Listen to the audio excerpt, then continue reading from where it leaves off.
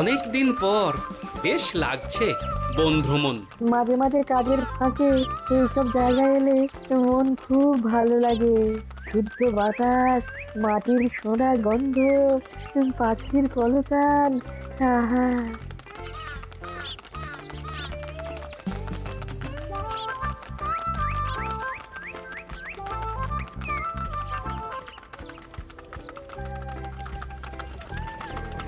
মহারাজের রথ থামছে। আমরা এইখানে বসে আজ রাজকার্য পরিচালনা করব। মন্ত্রী, তুমি ঝটপট এখানে বসার বন্দোবস্ত করে দাও। আমি এক্ষুনি ব্যবস্থা করে দিচ্ছি মহারাজ। এই এখানেই আমাদের বসার জন্য ছাউনি করে দাও। এক্ষুনি করে দিচ্ছি মন্ত্রী মশাই। এরা বসার জায়গাটা করে দিক, ততক্ষণ আমরা একটু হেঁটে আসি।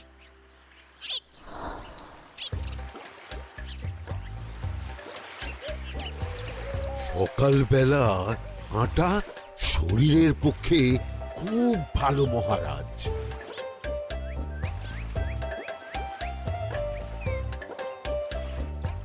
আগেকার দিনে রাজা মহারাজরা এই সব বনে মৃগয়া করতে আসতেন। মৃগয়া একদম ভালো নয় মন্ত্রী।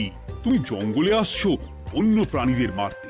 কেন মারবে? ওরা তো তোমার কোনো ক্ষতি করেনি। না, তা করেনি, কিন্তু তখন ওটা রাজা মহারাজাদের খেলা ছিল। শুনেছি আপনার প্রপিতামহ খুব ভালো বাঘ শিকার করতেন, অনেক বাঘ মেরেছেন।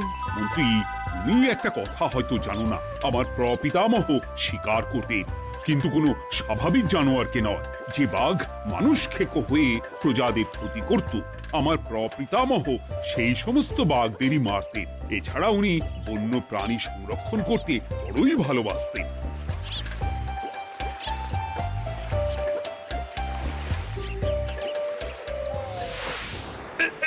উফ, এটা আবার কি?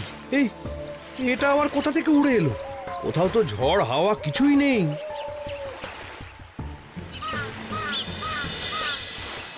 একটা ধাঁধা মহারাজ, এই কাগজে লেখা। ধাঁধা? পড়ো দেখি। জোয়ার ভাটা প্রভুর খেলা, ভাটা হবে হলে বেলা। ভাটা হলেই দেখা যাবে লাল রঙের এক পাথর পাবে। নদীর ধারে গর্ত করে যত্নে সাজাই কলস ভরে। হেথায় হোথায় ছড়িয়ে যাহা, অন্ধকারে জলে তাহা। ঢুকলে চক্ষু ঝলসে যাবে, হাতের কাছে ঘন্টা পাবে। ঠিক ঘন্টা বাজলে পরে পড়বে ঝরে থরে থরে। ঘন্টা যদি হয় ভুল, যেন তুমি হারাবে কুল। ঠিক ঘন্টা চিনতে হলে নকশা দেখো চক্ষু খুলে। সিন্দুক দেওয়ালে হাত দাও, আসল ঘটনা জেনে নাও। ওরে বাবা, খুব দীর্ঘ ধাঁধা। তা মন্ত্রী, তুমি কিছু বুঝলে? এটা একটা গুপ্তধনের নকশা। এর মধ্যে গুপ্তধন কোথায় আছে তার একটা ধারণা দেওয়া আছে। গুপ্তধন? ওটা আমাকে পেতেই হবে, পেতেই হবে। দেখি দেখি একবার কাগজটা দাও। গোপাল, কাগজটা আগে আমার হাতে দাও, দেখি ভালো করে। এখন নদীতে জোয়ার চলছে গোপাল। একটু পরেই ভাটা শুরু হবে। হ্যাঁ, ভাটা না হলে কিচ্ছু বোঝা যাবে না। এখানে স্পষ্ট লেখা আছে, ভাটা হলেই দেখা যাবে লাল রঙের এক পাথর পাবে। তার মানে আমাদের ভাটা হওয়া পর্যন্ত অপেক্ষা করতে হবে। না, সময় নষ্ট না করে ধাঁধাটার সমাধান করতে শুরু করি। ভাটা হলে একটা লাল রঙের পাথর দেখা যাবে, এই পর্যন্ত পরিষ্কার আছে। বুঝতে হবে ওর পর থেকে। পড়ো গোপাল, চলো আমরা সবাই বুদ্ধি লাগাই। নদীর ধারে গর্ত করে যত্নে সাজাই কলস ভরে। এটার অর্থ ধাঁধাটা মাথায় বসিয়ে নিয়েছি, এবার কে কি বলবে সেটা শুনতে হবে। চলো গোপাল, আমরা ধাঁধা যেমন যেমন বলেছি তেমন তেমন ভাবেই চলি। চলুন মহারাজ, এখন আমাদের দেখতে হবে লাল পাথর। কোথায় আছে লাল পাথর? চলো চলো সবাই, চোখ কান খুলে আমরা নদীর পাড় ধরে হাঁটি। আমি একটু তফাতে হাঁটি। গুপ্তধন আমাকে একা পেতে হবে। ভাটা হলেই দেখা যাবে লাল রঙের এক পাথর পাবে। আমাকে চোখ কান খোলা রাখতে হবে। লাল পাথর, নদীর চড়ায় লাল পাথর দেখতে হবে। লাল পাথর, লাল পাথর। ওটা কি? এই তো লাল পাথর, লাল পাথর। ওরা অনেকটা এগিয়ে গেছে, ওদের আমার দিকে নজর নেই। এই সুযোগ একা একা গুপ্তধন নিয়ে পালাবো।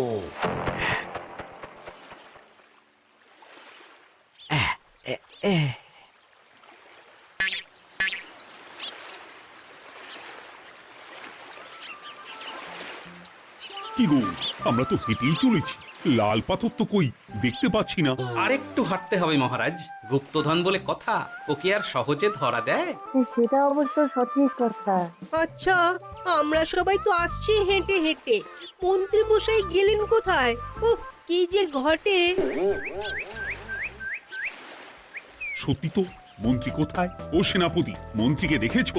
কই না তো মহারাজ। তাহলে কোথায় গেলেন মন্ত্রী মশাই? এই জঙ্গলে বাঘ ভাল্লুক আছে, শেষে কিনা বাঘে নিল। হায় হায় হায়, মন্ত্রী গিন্নির কাছে আমি কি মুখ দেখাবো? হুম, বাঘ ভাল্লুকের পেটে যাবার লোক তো মন্ত্রী মশাই নন। ও গোপাল, কি ভাবছো? কিছু তো একটা বলো। এখন আমাদের মন্ত্রী মশাইকেই খুঁজতে হবে। তবে মন্ত্রী মশাই বাঘ ভাল্লুকের পেটে যায়নি। তুমি নিশ্চিত হচ্ছ কি করে? অত পেঁচালো মানুষকে বাঘ ভাল্লুক গন্ধ শুকেই ছেড়ে দেবে, হজম করতে পারবে না। না না না, এখন রসিকতা করার সময় নয়, আমাদের মন্ত্রীকে খুঁজে বার করতেই হবে। কোথায় গেল মন্ত্রী? চলো চলো, গুপ্তধন মাথায় থাক, চলো মন্ত্রীকে খুঁজি। আহ, মন্ত্রী কোথায় গেল কে জানে। একবার পুরো ধাঁধাটা ঝালিয়ে নি। ভাটা হলেই দেখা যাবে লাল রঙের এক পাথর পাবে। ভাটা হয়েছে, লাল রঙের পাথরের মাথায় চাপ দিয়ে গুহার মুখও খুলেছি। এবার নদীর ধারে গর্ত করে যত্নে সাজাই কলস ভরে। এটাই তো ঠিক বুঝতে পারছি না।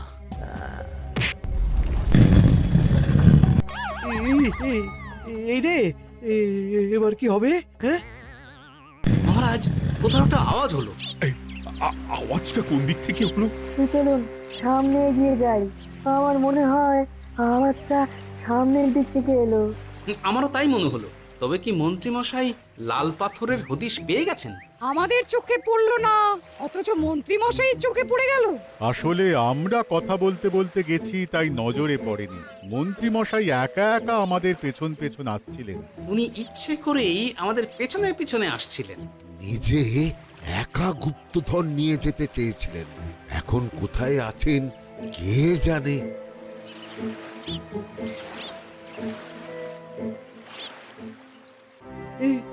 অন্ধকারে কিছু দেখতে পাচ্ছি না তো। দাঁতাতে কি ছিল? হ্যাঁ, কি ছিল? হেথায় হোথায় ছড়িয়ে যাহা, অন্ধকারে জলে তাহা, ঢুকলে চক্ষু ঝলসে যাবে, হাতের কাছে ঘন্টা পাবে। পেয়েছি পেয়েছি, ঘন্টাটা পেতে হবে। ঘন্টা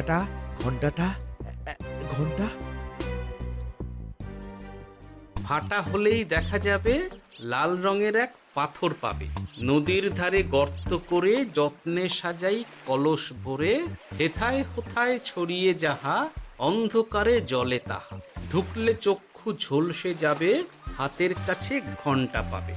ঠিক ঘন্টা বাজলে পরে পড়বে ঝরে থরে থরে, ঘন্টা যদি হয় ভুল যেন তুমি হারাবে কুল। ঠিক ঘন্টা চিনতে হলে নকশা দেখো চক্ষু খুলে, সিন্দুক দেওয়ালে হাত দাও, আসল ঘটনা জেনে না। এবারে ভালো করে ঠান্ডা মাথায় ভাবতে হবে। ভাটা হলেই দেখা যাবে লাল রঙের এক পাথর পাবে। সেই লাল পাথরটাই তো খুঁজে পাওয়া যাচ্ছে না, অথচ মন্ত্রী মশাই খুঁজে পেলেন। আওয়াজটা কোথা থেকে আসছিল? এই কাছে পিঠে এই কোথা থেকে আওয়াজটা আসছিল।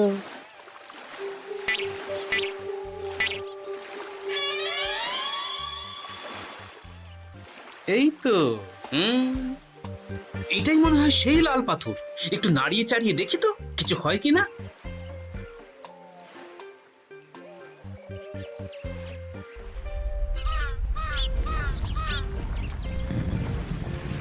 এই তো, কাজ হয়েছে। এই তো সুড়ঙ্গ। আপনারা নিচে নামুন। আপনারা কি দেখছেন সেটা বলবেন মহারাজ। সবাই যদি নেমে যাই, যদি কোনো কারণে সুড়ঙ্গের মুখ বন্ধ হয়ে যায়, তাহলে আর আমরা বাইরে বেরোতে পারবো না মহারাজ। গোপাল ঠিকই বলেছে, আমরা দুজন বাইরে থাকি। মহারাজ আর একটা কথা, কোনো ঘন্টায় হাত দেবেন না, মনে আছে তো? ঘন্টা যদি হয় ভুল, যেন তুমি হারাবে কুল। ওরে বাবা, এই বয়সে আর কুল হারাতে চাই না। ঠিক আছে, তোমার কথাই অক্ষরে অক্ষরে পালন করব। দেখি এই সুরঙ্গে মন্ত্রীমশাইকে দেখতে পাই কিনা। চলুন মহারাজ, সুরঙ্গে নামি। সবাই সাবধানে নামো।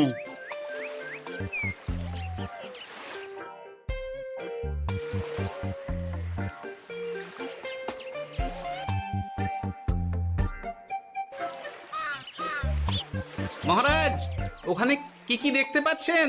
ওখানে কি মন্ত্রী মশাই আছেন? না গোপাল, মন্ত্রীকে এখনো দেখতে পাইনি। শুধু আমি এখানে অজস্র পাথর দেখতে পাচ্ছি। পাথরে পাথরে ছয় লাভ, ছোট বড় অজস্র। পাথরগুলো বড় অদ্ভুত, কিরকম কিরকম মানুষ মানুষ করুন। লম্বা বেটে হরেক রকম। মানুষ মানুষ গরম, সেটা কি রকম? আর কিছু? কোনো কলসি কি দেখতে পাচ্ছেন? কলসি তো দেখতে পাচ্ছি না। মহারাজ, কলসি থাকতেই হবে, কারণ ধাঁধায় লেখা আছে নদীর ধারে যত্ন করে যত্নে সাজাই কলস ভরে। গর্তটা আসলে হলো সুড়ঙ্গ, কিন্তু কলস। মহারাজ, মহারাজ, এইদিকে এইদিকে একটা কলসের মতো কি যেন আছে। এইদিকে আসুন, এদিকে এদিকে। হ্যাঁ গোপাল, দেখতে পেয়েছি। এবার আমি যেরকম যেরকম বলবো সেই রকম সেরকমই করবেন। আমি বিজ্ঞানীকে নদী থেকে জল তুলে পাঠিয়ে দিচ্ছি। পাত্র কোথায় পাবে? আমাদের জল খাবার যে পাত্র আছে সেটা আনতে লোক পাঠাচ্ছি। ঠিক আছে। শুধু একটা কথা বলছি, আপনারা কেউই সুড়ঙ্গের ভেতরে কোনো কিছুতে হাত দেবেন না। কেন গোপাল? সব পরে বলবো, এখন আমি যা বলছি সেটা শুধু মনে রাখুন। সুড়ঙ্গের ভেতরে কিছুতে হাত দেবেন না। ঠিক আছে। প্রহরী, তুমি যাও, যেখানে আমাদের বসবার আয়োজন করা হয়েছে সেখানে গিয়ে একটা জলের পাত্র নিয়ে নদী থেকে জল ভরে নিয়ে এসো। গোপাল, মন্ত্রীমশাই কোথায় গায়েব হয়ে গেলেন? কোথাও গায়েব হয়ে যাননি বিজ্ঞানী, কোথাও গায়েব হয়ে যাননি উনি। উনি ওই সুড়ঙ্গের ভেতরেই আছেন। কিন্তু কেউ তো ওনাকে দেখতে পাননি। সম্ভবত পাথর হয়ে আছে। এখন কিভাবে পাথর হয়েছেন সেটা তো আমি বলতে পারবো না। সবটাই স্বপ্নের মতো লাগছে। ঠিক যেন স্বপ্নের মতো লাগছে। এই জীবনে সুরঙ্গ দর্শন হয়ে গেল। আমাদের পাতাল প্রবেশ। পাতালে আসিয়া আমি মনে মনে বলি, গুপ্তধর নিয়ে আমরা যেন সৎ পথে চলি। তোমার এখনো কাব্য আসছে সভাকবি? আসছে মানে কাব্যের সাথে আছে রোমাঞ্চ, করছে গা শীত, হচ্ছি আমি অধীর। মহারাজ, জল দিয়ে বিজ্ঞানীকে পাঠাচ্ছি। কি করতে হবে বিজ্ঞানীকে সব বলে দিয়েছি। তুমি ভেতরে আসবে না? আসবো ঠিক সময়ে। এখন আমি যেমন যেমন বলবো আপনি ঠিক তেমন তেমন করবেন। ঠিক আছে। বিজ্ঞানী, যেমন যেমন বললাম ঠিক তেমন তেমন ভাবে কলসিকে জল দিয়ে পরিষ্কার করবে। মনে রেখো, ধাঁধায় আছে কলসি সাজাই যতন কর। তুমি একটা কথা মনে রেখো বিজ্ঞানী, কোথাও হাত দিও না কিন্তু। ঠিক আছে গোপাল, তোমার উপস্থিত বুদ্ধির তুলনা নেই। আমি যাচ্ছি গোপাল। সাবধানে সাবধানে। মহারাজ, বিজ্ঞানী যাচ্ছে। সাবধানে নামো, সাবধানে। মহারাজ, কলসিটা কোথায়? ওই তো, একটু সাবধানে যাও।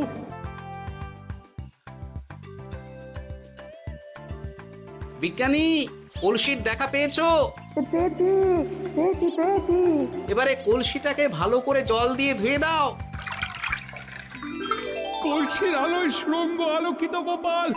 এরপর কি? ভালো করে দেখুন মহারাজ, কোথাও ঘন্টা দেখতে পাচ্ছেন কিনা। ঘন্টা? একটা তো নয়, সার সার ঘন্টা, অনেকগুলো ঘন্টা। সাবধান, ঘন্টায় হাত দেবেন না, শুধু দেখুন।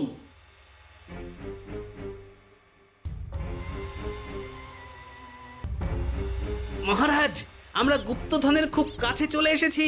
তাই নাকি? কি মজা কি মজা, এবার খাবো ক্ষীরের গজা। আহ, সভাকবি চুপ করো। এখনো আমরা গুপ্তধন পাইনি। আমার মুখে দাঁড়িয়ে সবগুলো তারা আঁকা।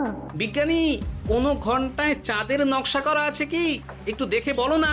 আমি আতস কাজ নিয়েই দেখছি, সব ঘন্টাতেই তারা আঁকা। খবরদার, কোনো ঘন্টাকেই ছোঁবে না। ঠিক আছে, কোনো কিছু না ছুঁয়ে আমি দেখছি। পেয়েছি গোপাল, চাঁদ আঁকার ঘন্টা পেয়েছি। ওই ঘন্টাটা বাজাও, বাজাও।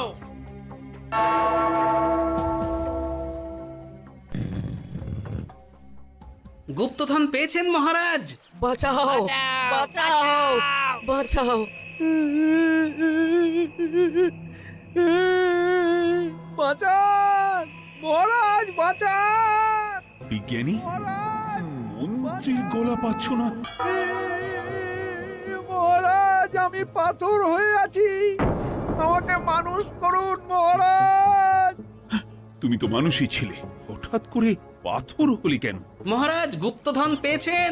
পেয়েছি, তার সাথে মন্ত্রীকেও পেয়েছি। মন্ত্রী এইখানে কোথাও পাথর হয়ে দাঁড়িয়ে আছে। দাঁড়ান মহারাজ, এবার আসছি। সাবধানে এসো। আমি ভেতরে যাচ্ছি, বুঝলে?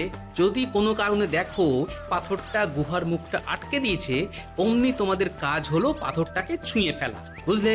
ঠিক আছে গোপাল দাদা, আমার মনে হয় বিপদ আর কিছু ঘটবে না, তবুও সাবধানের তো মান নেই। ঠিক আছে, তুমি নিশ্চিন্তে ভেতরে যাও। বাঁচাও, আমাদের বাঁচাও, আমাদের সবাইকে মানুষ করুন। আমাকে মানুষ করুন মহারাজ। আপনাকে তো মানুষ করা হবে মন্ত্রী মশাই। আগে বলুন, আপনি পাথর হলেন কি করে? ও, মনে পড়েছে, ধারার শেষ লাইন, সিন্দুক দেওয়ালে হাত দাও, আসল খবর জেনে না। সত্যি গোপাল, তুমি না থাকলে এই এত কিছু আমাদের সবার কাছে অজানাই থেকে যেত।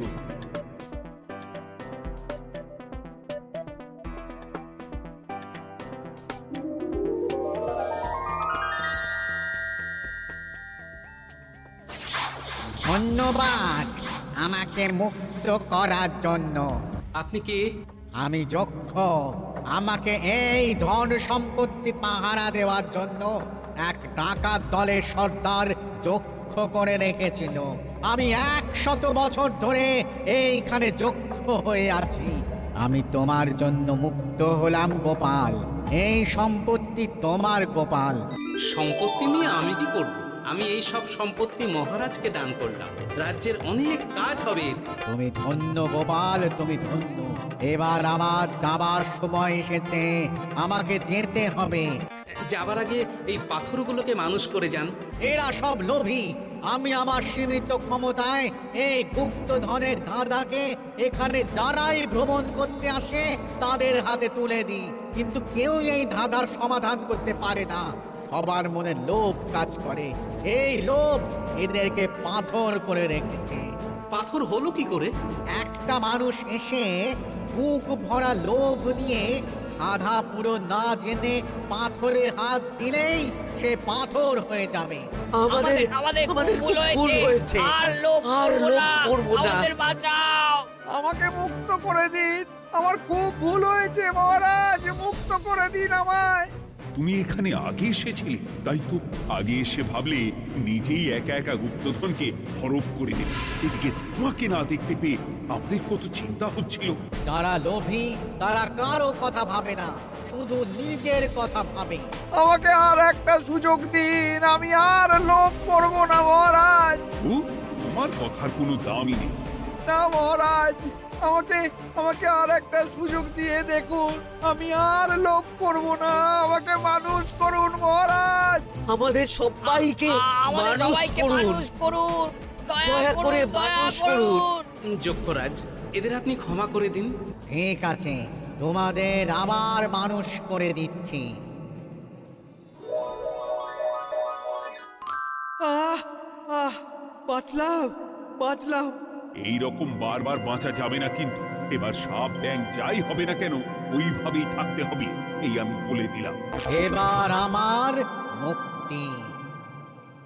মুক্তি নেবার আগে আরেকটা প্রশ্ন, যে ডাকাত সর্দার তার সম্পত্তিকে রাখার জন্য আপনাকে যক্ষ বানিয়েছিল, এই সম্পত্তি তো তাদের, আমরা তো নিতে পারি না। লোভ বড় খারাপ গোপাল। অতিরিক্ত লোভ মানুষকে পশু করে দেয়। ওই ডাকাত দল এই সম্পত্তির জন্যে সবাই কাটাকাটি করে মরে গেছে, কেউ আর বেঁচে নেই।